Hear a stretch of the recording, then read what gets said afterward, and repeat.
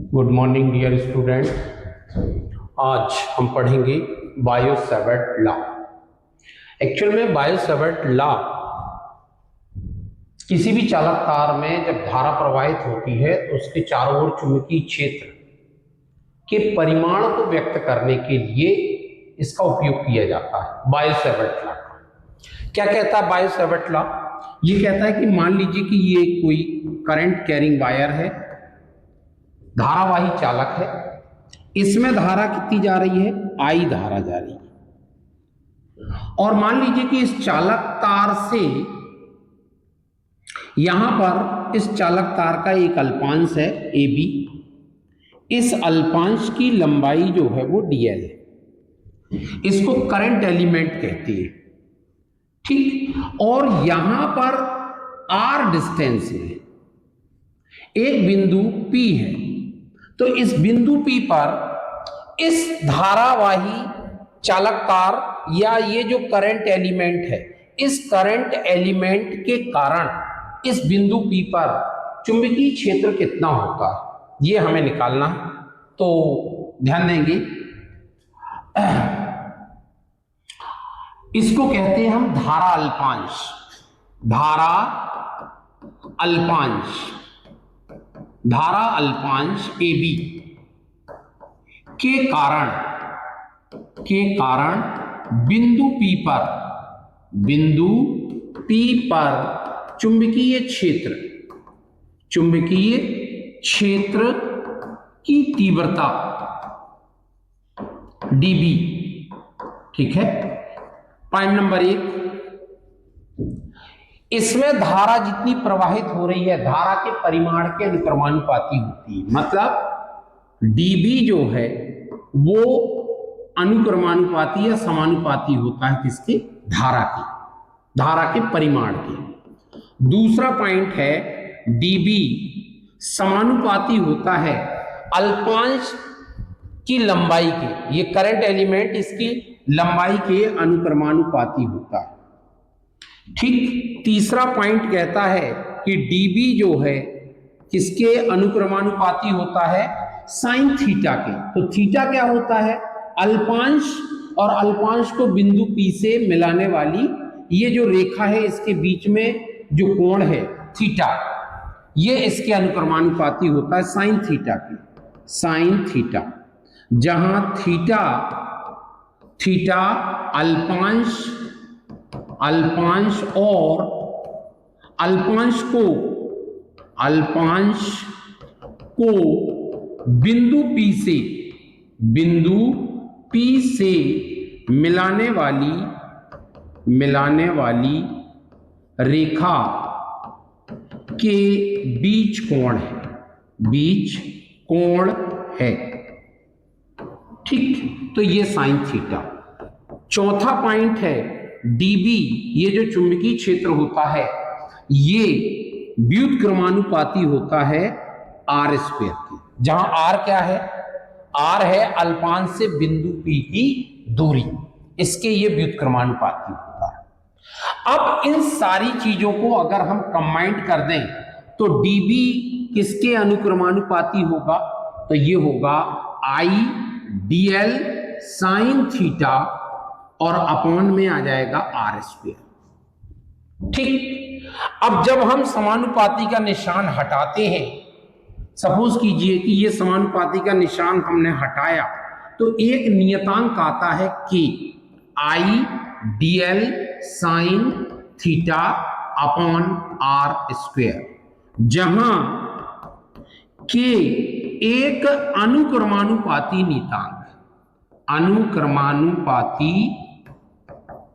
नियतांक है, ठीक। जिसका मान SI पद्धति में और साथ में वायु या निर्वात में कितना होता है? ये होता है μ0/4π। तो K बराबर जो होता है वो होता है μ0/4π। तो जब हम इसमें मान रख देंगे तो हमारे पास निकल के आ जाएगा dB equal to μ0/4 into I dl sine theta upon r square. ये μ0/4 की वैल्यू होती है 10⁻⁻7 हेनरी प्रति मीटर। ठीक, तो ये इस तरीके से भी लिखा जाता है dB equal to 10⁻⁻7 I dl sine theta upon r square. ये है बिंदु P पर चुंबकीय क्षेत्र की तीव्रता। चूंकि SI पद्धति में लिख रहे हैं इसलिए यहां पर आपको लिखना पड़ेगा न्यूटन पर एम्पियर मीटर या वेबर पर मीटर स्क्वायर या टेस्ला। ठीक, इस तरीके से ये इसकी यूनिट होती है चुंबकीय क्षेत्र की तीव्रता। अब हम अगर CGS पद्धति की बात करें तो CGS पद्धति में वायु या निर्वात में K का मान जो है वो 1 हो जाएगा, तो निकल के आएगा dB इक्वल टू, ये 1 हो जाएगा तो इसकी वैल्यू 1 हो जाएगी, तो ये हो जाएगा आई dl sine theta upon r square. और ये आएगा गॉस या ऑरस्टेट भी कहते हैं, ऑरस्टेट, गॉस या ऑरस्टेट।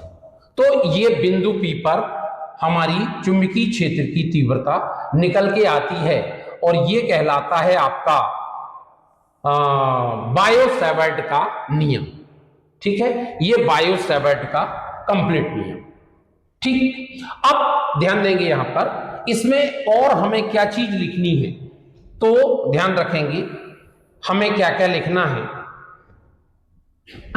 तो इसका सदिश रूप लिखना। सदिश रूप क्या होता है? सदिश रूप जरा ध्यान देंगे। हमारे पास dB जो है वो होता है μ0/4 इंटू आई dl sine theta upon r square. ठीक, ये r क्या है? ये है अल्पांश को बिंदु P से मिलाने वाली रेखा की लंबाई। अगर मैं यहां पर r का गुणा कर दूं और r का भाग दे दूं, क्या मिलेगा? dB इक्वल टू मिलेगा μ0/4 इंटू आई, साथ में dl r sign theta upon r cube. आपको पता है कि AB साइन थीटा जो होता है वो होता है A क्रॉस B, साथ में यहां पर इसकी डायरेक्शन n कैप। तो यहां पर भी dl क्रॉस r को भी क्या लिख सकता हूं मैं लिख सकता हूं μ0/4 इंटू आई, और यहां पर लिख दिया मैंने dl क्रॉस r, ये सदिश रूप, और अपॉन में आ जाएगा r वेक्टर की पावर मैग्नीट्यूड की पावर 3।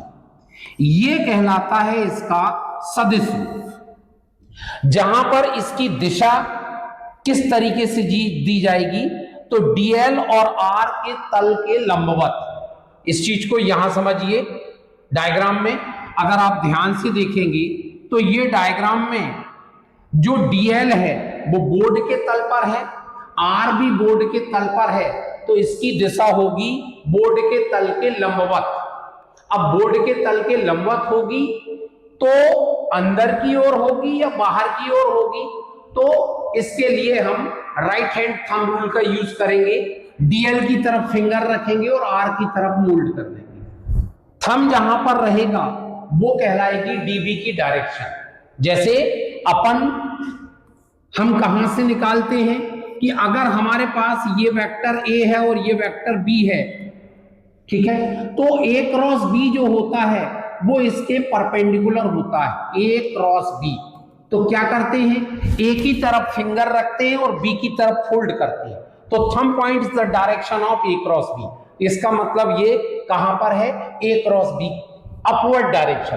ऐसे ही dl की तरफ फिंगर रखेंगे, r की तरफ फोल्ड करेंगे, तो थंब कहां पॉइंट कर रहा है, अंदर की तरफ। dl की डायरेक्शन कैसे लेना, तो डीएल जो है वो करंट एलिमेंट की डायरेक्शन, मतलब एक्चुअल में आपके पास आई और डीएल इसकी डायरेक्शन बनाना है, साथ में आई को लेकर, आई जिस डायरेक्शन में है उसी डायरेक्शन में आपको डीएल लेना। अगर आई की डायरेक्शन अपोजिट हो जाएगी तो ये डाउनवर्ड हो जाएगा, और फिर आर ऐसा रहेगा तो ये थंब कहां आएगा, बाहर की तरफ। तो ध्यान रखेंगे ये जो है ये वेक्टर फॉर्म कहलाता है, जहां पर थीटा एंगल किस किस के बीच है, डीएल और आर के बीच का एंगल। तो ये वेक्टर फॉर्म यहां पर हम लिख सकते हैं वेबर पर मीटर स्क्वायर, ये वेक्टर फॉर्म कहलाता, वेक्टर फॉर्म या सदिश रूप कह सकते हैं हम इसको, सदिश रूप। ये आपके बायो-सैवर्ट लॉ का सदिश रूप है। अब यहां पर एक चीज और पूछी जाती है, ध्यान देंगे, यहां देखेंगे एक एम्पियर की डेफिनेशन आती है इससे।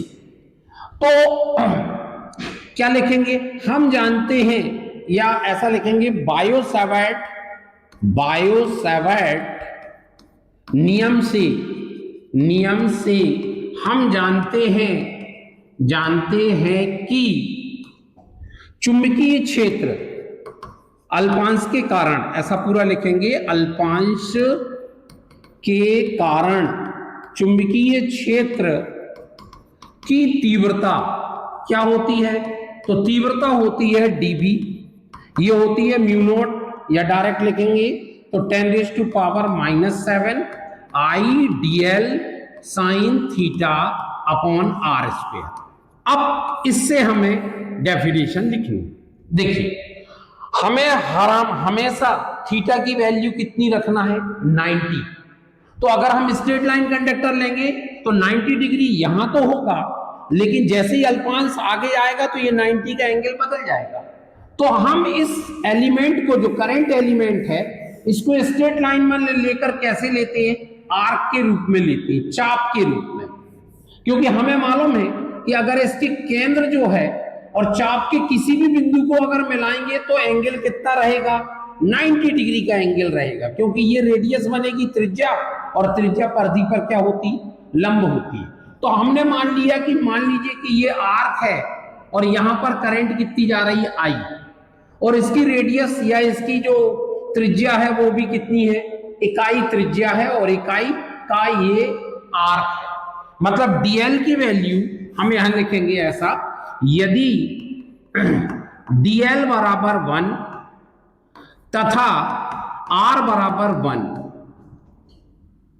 ठीक, तो डीएल भी 1 हो जाएगा, आर भी 1 हो जाएगा, और साइन 90, क्योंकि इस सिचुएशन में थीटा जब 90 रहेगा तो साइन 90 की वैल्यू 1 होगी, तो ये सारी क्वांटिटी 1 हो जाएंगी, ठीक है। यदि डीएल बराबर 1 तथा आर बराबर 1 तथा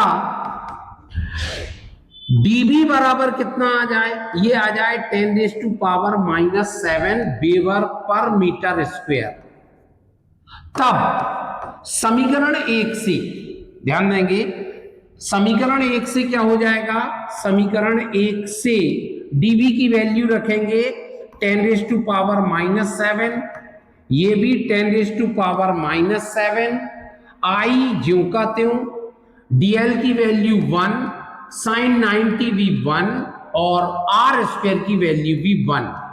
तो ये सारी क्वांटिटी ये कैंसिल हो जाएगा, तो आई की वैल्यू क्या हो जाएगी, 1 एम्पियर। तो 1 एम्पियर करंट की डेफिनेशन क्या हो जाएगी, 1 एम्पियर करंट क्या है, या 1 एम्पियर की विद्युत धारा क्या है। 1 एम्पियर विद्युत धारा वह विद्युत धारा होती, मैं डेफिनेशन लिख रहा हूं, ध्यान से समझना, 1 एम्पियर, ये परिभाषा क्या हो जाएगी, 1 एम्पियर विद्युत धारा वह विद्युत धारा है जो एकांक लंबाई तथा एकांक त्रिज्या के चाप में, ठीक है, एकांक त्रिज्या के चाप में प्रवाहित करने पर उसके केंद्र में 10⁻⁷ वेबर पर मीटर स्क्वायर का चुंबकीय क्षेत्र उत्पन्न कर देती है। वह विद्युत धारा जो है वो 1 एम्पियर की धारा कहलाती है। सरल रेखीय धारावाही चालक के कारण चुंबकीय क्षेत्र की तीव्रता की गणना। ठीक है, intensity of magnetic field due to straight line conductor. ठीक, तो सपोज कीजिए कि ये एक स्ट्रेट लाइन कंडक्टर है, XY, इसमें धारा जा रही है I धारा जा रही है। इस धारा प्रवाह के कारण इससे कुछ दूरी पर, मान लीजिए कि D बिंदु पर एक बिंदु P, यहां पर D दूरी पर एक बिंदु P है। इस बिंदु पर हमें चुंबकीय क्षेत्र के तीव्रता की गणना करनी है। ठीक, तो हमने पढ़ा है अभी बायो-सैवर्ट लॉ कि बायो-सैवर्ट नियम से कैसे निकाला जाता है। तो हमने क्या किया कि इस पूरे चालक को छोटे छोटे अल्पांशों में विभाजित किया। हमें मालूम कि बायो-सैवर्ट का नियम केवल अल्पांशों के लिए सत्य है, इसलिए हमने इस पूरे चालक को छोटे छोटे अल्पांशों में विभक्त किया समान लंबाई के। तो मान लीजिए कि यहां पर एक अल्पांश AB है, ये अल्पांश है AB, इस अल्पांश की लंबाई जो है वो DL है। ठीक, और अल्पांश से बिंदु P को मिलाने वाली रेखा, ठीक है, तो ये वाला जो कोण है, ठीक है, ये बिंदु P से मिलाने वाली रेखा, ये बिंदु P से मिलाने वाली रेखा ऐसे, तो ये वाला कोण कितना है, थीटा, बाहर वाला कोण लेती है। अब हमने क्या किया, हमने इस अल्पांश के बिंदु A से इस BP पर लंब खींच दिया ये, तो ये हो गया AC लंब। अब देखिए ये बाहर वाला कोण थीटा है, ये पूरा कोण कितना होता है 180 का, पाई का, तो ये अंदर वाला कोण कितना हो जाएगा, अंदर वाला कोण हो जाएगा पाई माइनस थीटा, अंदर वाला कोण ये वाला। अब हमने ये वाले कोण को मान लिया अल्फा और ये वाले कोण को मान लिया, छोटा सा अल्पांश का कोण है इसलिए इसको मान लिया हमने डी अल्फा। ठीक, तो ये पूरी व्याख्या आपको लिखनी पड़ेगी। माना XY, जो बोल रहा हूं उसको ध्यान से सुने। माना XY एक सरल रेखीय चालक तार है जिसमें I विद्युत धारा तीर की दिशा में X से Y की दिशा में प्रवाहित हो रही है। इस चालक तार से D दूरी पर एक बिंदु P है। इस बिंदु P पर चुंबकीय क्षेत्र की तीव्रता की गणना करनी है। इसके लिए हमने संपूर्ण संपूर्ण चालक तार को कई अल्पांशों में विभाजित किया समान लंबाई के। प्रत्येक अल्पांश की लंबाई dl है। ठीक है, फिर लिखेंगे माना AB एक ऐसा ही अल्पांश है। ठीक है, माना AB एक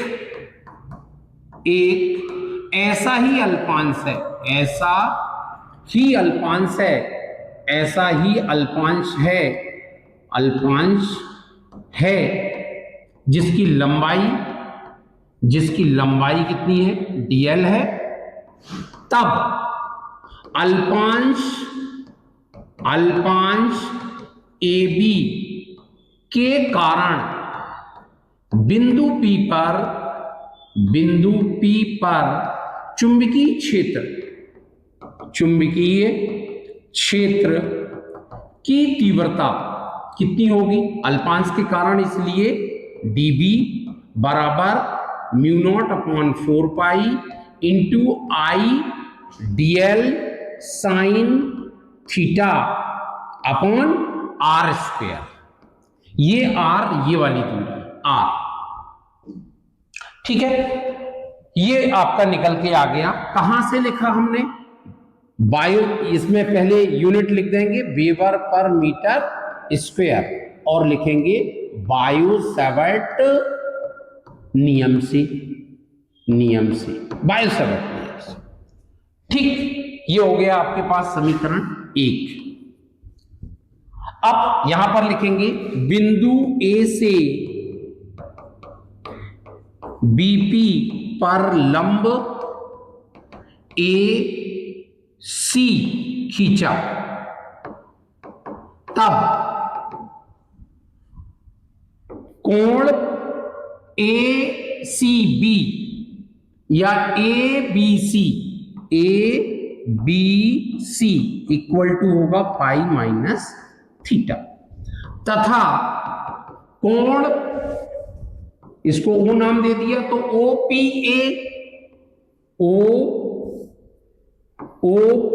ए बराबर अल्फा, और कोण ए पी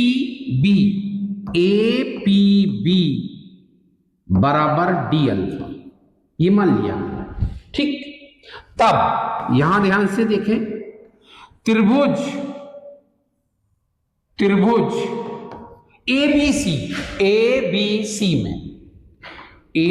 ABC में कोण ABC कितना है? Pi minus theta.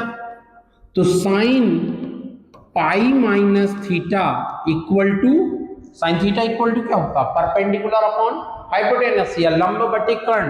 तो ये एंगल के सामने वाली भुजा लंब है, तो लंब कितना है? AC, और कर्ण की ये सबसे बड़ी वाली भुजा तो कितना है? AB। ठीक, अच्छा AB कितना है? तो AB की लंबाई जो है वो DL के बराबर है, तो ये हो जाएगा। अच्छा, और साइन पाई माइनस थीटा क्या होता है? तो साइन पाई माइनस थीटा जो है वो साइन थीटा होता है, तो मान रख देंगे, तो ये आ जाएगा साइन थीटा, यहां पर आ जाएगा AC, और AB की जगह हमने लिख दिया DL। मल्टीप्लिकेशन कर देंगे तो AC बराबर आ गया DL साइन थीटा, ये हो गया समीकरण 2। परंतु हमें मालूम है कि कोण बराबर क्या होता है? कोण बराबर होता है चाप बटे त्रिज्या। ठीक, चाप बटे त्रिज्या। तो कोण डी अल्फा, छोटा चाप ये वाला, हम इसको, इतना छोटा कोण है कि AC को हम क्या मान सकते हैं?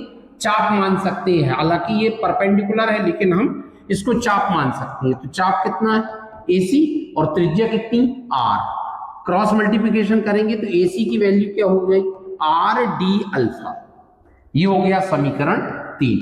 अब समीकरण 2 और 3 को देखो।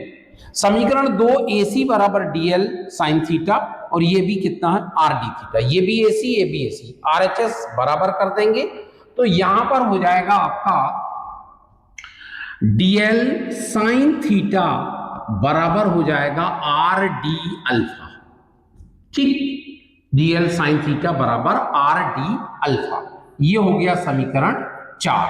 अब समीकरण 1 व 4 से समीकरण 1 क्या है? समीकरण 1 ये है, ये समीकरण 1 था जिसमें ये DL साइन थीटा की वैल्यू मैं लिख रहा हूं, ये DL साइन थीटा। तो जब मैं DL साइन थीटा की जगह कितना रख दूंगा? RD अल्फा, तो क्या आ जाएगा? DB बराबर म्यू नॉट अपॉन 4 पाई ऐसा into I upon R square, तो I upon R square into DL sine theta. तो DL साइन थीटा काय के बराबर? RD alpha. तो यहां पर आ जाएगा RD अल्फा, RD अल्फा। अब देखिए, एक R से एक R तो कैंसिल हो गया, तो क्या बचा वो यहां देखते हैं। तो ये बचा DB equal to mu not upon 4 pi, ठीक है, I upon R into D alpha, इतना बचा। अब देखिए इस त्रिभुज में, देखें त्रिभुज OPA में कोण OPA बराबर कितना है? अल्फा। तो कॉस अल्फा, तो कॉस थीटा बराबर क्या होता है? आधार बटे कर्ण। आधार कितना? D, और कर्ण कितना है? R। इस डी को यहां लेके आएंगे तो cos alpha upon D equal to 1/r। ये 1/r की वैल्यू हम यहां पर पुट करेंगे। इसको अगर आप ऐसा लिखना चाहें तो लिख सकते हैं, देखिए 1 mu not upon 4 pi into I upon 1 और into 1/r into cos alpha, sorry d alpha. तो ये 1/r की वैल्यू हम उठाकर यहां रख देंगे तो ये हो जाएगा dB equal to mu not upon 4 pi into I upon 1 into 1/r। तो 1/r की वैल्यू है cos alpha upon d into D alpha. मतलब dB की वैल्यू आ गई mu not upon 4 pi into I upon d cos alpha D alpha. ध्यान रखें ये क्या है, ये है अल्पांश के कारण बिंदु P पर, इस अल्पांश के कारण बिंदु P पर चुंबकीय क्षेत्र की तीव्रता वेबर पर मीटर स्क्वायर ये है। अब हमें पूरे चालक के कारण निकालना है तो हम क्या करेंगे, इंटीग्रेशन मेथड का यूज करेंगे।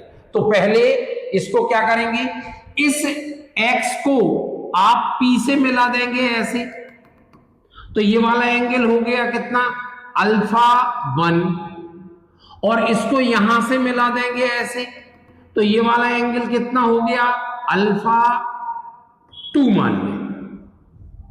तो ये अल्फा 1 और ये अल्फा 2। तो ध्यान रखेंगे ये लिमिट हो जाएंगी किसकी, थीटा की, अल्फा की लिमिट। ये अल्फा की लिमिट हो जाएंगी अल्फा 1 नीचे की तरफ जाएंगे तो माइनस में, और कहां तक जाना है अल्फा 2 तक जाना। तो ध्यान रखेंगे यहां पर संपूर्ण चालक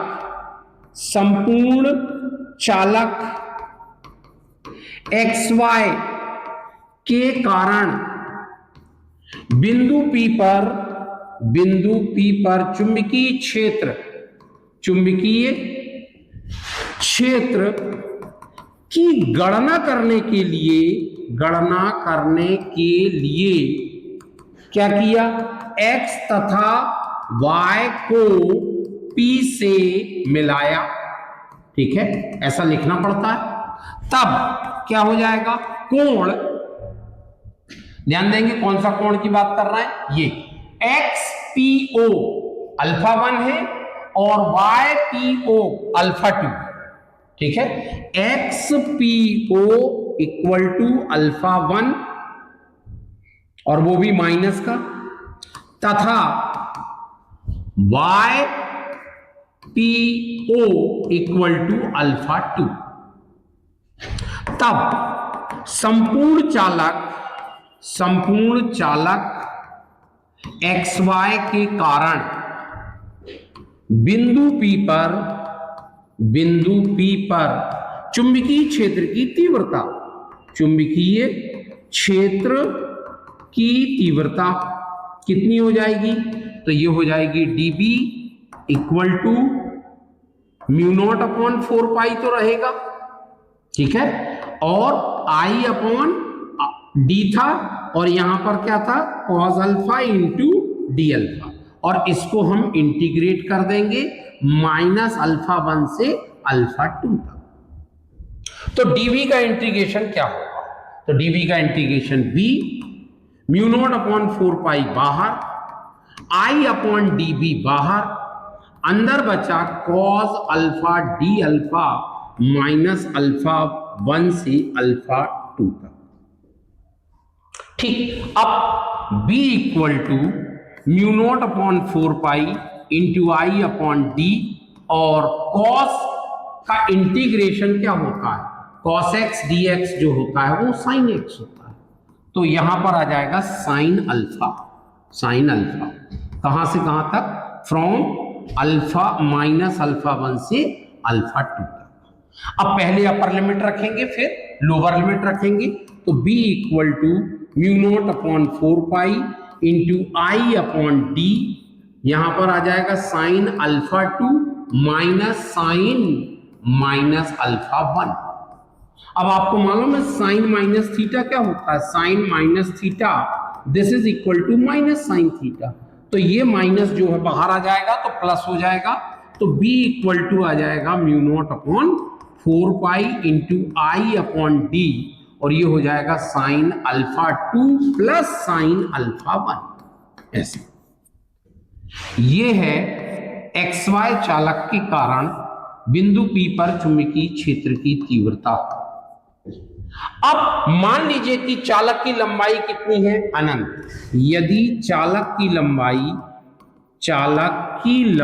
कितनी है, अनंत है, तो देखिए चालक की लंबाई अगर अनंत है तो ये वाला कोण जो है बढ़ते जाएगा और ये वाला एंगल भी क्या होगा, बढ़ते चला जाएगा। तो ये वाला कोण फाइनली क्या हो जाएगा, π/2, और ये वाला कोण भी क्या हो जाएगा, π/2। तो यहां पर अल्फा 1 बराबर अल्फा 2 बराबर π/2। ठीक है, कब होगा ये, जब चालक की लंबाई अनंत होगी। और आपको मालूम है कि साइन π/2 का मान कितना होता है, तो साइन π/2 होता है 1। तो जब यहां पर भी π/2 रखेंगे, यहां पर भी, तो b बराबर हो जाएगा mu not upon 4 pi into I upon D और 1 प्लस 1, तो ये हो जाएगा 2i अपॉन डी। तो b equal to mu not upon 4 pi into i मतलब 1 2i upon d weber per metre square. ठीक, या b equal to 10⁻⁻7 2i upon d weber per metre square. अब बात आती है इसकी डायरेक्शन की, तो डायरेक्शन कैसे दी जाती है, डायरेक्शन दी जाती है राइट हैंड पाम रूल से। नंबर 1 क्या कहता है, ये कहता है कि अगर हम राइट हैंड थंब को करंट की डायरेक्शन में रखते हैं और उंगलियां उस बिंदु की ओर संकेत कर रही हैं जिस बिंदु पर हमें तीव्रता निकालनी है, तो जो हथेली का तल होता है वो उस बिंदु पर चुंबकीय क्षेत्र को व्यक्त करता है। तो इस आधार पर अगर हमने जो अभी डेरिवेशन किया है, इस आधार पर अगर आप ध्यान से देखें, यहां पर अगर आप ध्यान से देखेंगे तो ये जो चालक है, ये चालक कैसा है, ये चालक है बोर्ड के तल पर, ये चालक बोर्ड के तल पर है, और बोर्ड के तल पर होने के कारण ये धारा की डायरेक्शन है और उंगलियां यहां संकेत कर रही हैं।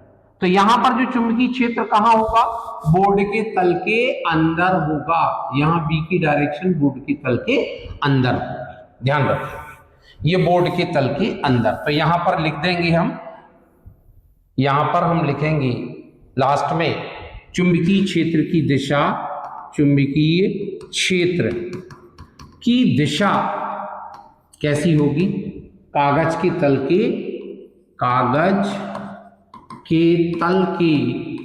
तल के लंबवत अंदर की ओर होती है, लंबवत अंदर की ओर होती है, अंदर की ओर होती है। इस तरीके से ये सरल रेखी धारावाही चालक का डेरिवेशन हो गया। ठीक है, चलिए, धारावाही वृत्ताकार कुंडली के केंद्र पर चुंबकीय क्षेत्र की तीव्रता, ये धारावाही वृत्ताकार कुंडली है। ठीक है, ये धारावाही वृत्ताकार कुंडली है। ठीक है, और इसमें आई धारा प्रवाहित हो रही। ठीक है, ये आई धारा इसमें प्रवाहित हो रही है, यहां से धारा जा रही है इस डायरेक्शन में, ऐसा। इसका केंद्र ये है और इसकी त्रिज्या जो है वो r है। ठीक, अब इस वृत्ताकार कुंडली के कारण हमें इस बिंदु केंद्र पर चुंबकीय क्षेत्र की तीव्रता की गणना करनी है। तो इसके लिए हमने संपूर्ण कुंडली को कई छोटे छोटे अल्पांशों में विभाजित कर लिया। मान लीजिए कि ये अल्पांश AB जो है, इसकी लंबाई जो है वो dl, और ये त्रिज्या है जो परिधि पर लंब होती है, तो ये वाला एंगल कितना है, 90 डिग्री का। ठीक, तो अल्पांश AB के कारण, अल्पांश AB के कारण बिंदु O पर चुंबकीय क्षेत्र चुंबकीय क्षेत्र की तीव्रता कितनी होगी? तो ये होती है dB equal to mu not upon 4 pi into I dl sine theta upon are square. अब देखिए थीटा क्या होता है? अल्पांश और अल्पांश को बिंदु P से मिलाने वाली रेखा के बीच कोण। तो यहां पर लिखेंगे, यहां पर वेबर पर मीटर स्क्वायर, यहां पर लिखेंगे स्पष्टतः theta equal to 90, theta equal to 90। क्यों? क्योंकि त्रिज्या परिधि पर क्या है? लंब है। और साइन 90 की वैल्यू कितनी हो जाएगी? तो साइन 90 की वैल्यू 1 हो जाएगी। तो ये 1 हो जाएगा। तो dB इक्वल टू कितना आ गया? Mu not upon 4 pi into I dl upon are square weber per metre square. ये आ गया अल्पांश AB के कारण बिंदु P पर चुंबकीय क्षेत्र की तीव्रता। अब हमें संपूर्ण कुंडली के कारण निकालनी है, तो हम क्या करेंगे? इंटीग्रेशन कर देंगे। तो ध्यान देंगे यहां पर कि संपूर्ण कुंडली के कारण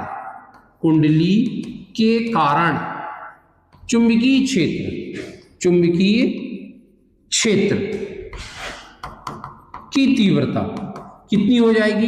इंटीग्रेशन ना करके हम ऐसा कर सकते हैं कि B इक्वल टू इसके कारण भी dB, यहां पर एक अल्पांश इसके कारण भी dB, इसके कारण भी dB। तो हम क्या करेंगे? समेशन dB ले लेंगे, समेशन dB सबको जोड़ दें। तो देखिए समेशन dB की वैल्यू कितनी है? Mu not upon 4 pi into I dl upon are square. तो B equal to mu not upon 4 pi बाहर हो गया into I upon are square भी बाहर हो गया, ये आ गया समेशन dl। अब dl जितने भी dl है सबको जोड़ दें तो हमें मालूम कि अगर हम समेशन dl लिखेंगे तो ये पूरी इस कुंडली की परिधि हो जाएगी 2 पाई r। तो यहां पर मान रख देंगे तो B बराबर आ जाएगा mu not upon 4 pi into I upon are square और यहां पर आ जाएगा 2 पाई r। एक r से एक r कैंसिल हो जाएगा तो हमारे पास आ गया B equal to mu not upon 4 pi into 2 pi I upon r। इतना आ गया वेबर पर मीटर स्क्वायर। और यदि ध्यान रखेंगे, यदि कुंडली में फेरों की संख्या कितनी हो जाए? n हो जाए। अगर हम n फेरे लगा दें तो धारा का मान भी कितना हो जाएगा? ni हो जाएगा। तो यहां i की जगह पर क्या हो जाएगा? ni। तो B इक्वल टू कितना आ जाएगा? Mu not upon 4 pi into 2 pi ni upon r weber per metre square. ध्यान रखेंगे इस तरीके से कुंडली में चुंबकीय क्षेत्र जो है वो n गुना हो जाता है। ठीक, तो ये आ गया। इसको दूसरे रूप में भी निकाल सकते हैं। तो पाई से ये पाई कैंसिल करके ये कैंसिल हो जाएगा। तो एक इसका फॉर्म कभी कभी ऐसा भी आ जाता है mu not ni upon 2r। ये भी वही चीज वेबर पर मीटर स्क्वायर। ठीक, अब ध्यान देंगे करंट की डायरेक्शन यदि ऐसी है, कैसी है? क्लॉकवाइज। कैसी है? क्लॉकवाइज है। तो मैग्नेटिक फील्ड कहां आएगा? अंदर की तरफ। उंगलियों को करंट की डायरेक्शन में कर्ल करेंगे और तो थंब कहां जाएगा? अंदर की तरफ। तो यदि ये अभी हमने जो डायग्राम लिया था उसमें करंट की डायरेक्शन जो थी वो कैसी थी? क्लॉकवाइज थी ये। तो मैग्नेटिक फील्ड कहां? अंदर के। अगर एंटी क्लॉकवाइज आएगा तो कहां आएगा? बाहर की तरफ। तो अभी जो हमारा डायग्राम है इसके हिसाब से हम देखें तो करंट की डायरेक्शन कहां है?